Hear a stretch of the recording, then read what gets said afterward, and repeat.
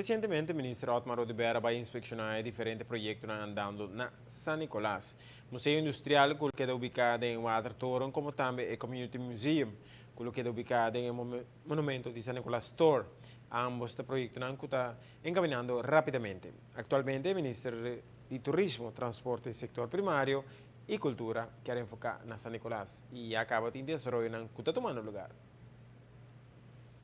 Tem diferente atividade na que vai tomar lugar na São Nicolás, atividade cultural, tá arriba iniciativa também do Ministério, tem diferente projetos na que está andando e projetos na novo que vai tomar lugar, para qual também temporalmente me na ruba para reforçar também o Ministério para contribuir no projeto aqui para nós por realizar nanta tem team hopi bom que está trabalhando acaba e mais manta se trabalho mais dia.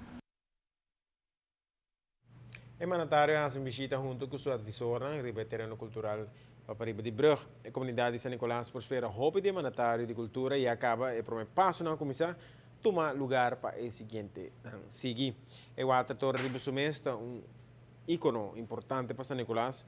Também por visto que é cara de San Nicolás. Edifício precioso aqui de Alta Torre, que queda full restaurado anteriormente, lo hay uma bonita função para os visitantes bem visitar. Atualmente está finalizando a fase de planificação conjuntamente com instâncias de Holanda e a Horta Clara para começar a executar. O Watertoren aqui é monumento, é edifício também que está clave da comunidade de San Nicolás. É cara de San Nicolás, agora bem para arriba também. E esse aqui é monumento que foi restaurado algum tempo atrás.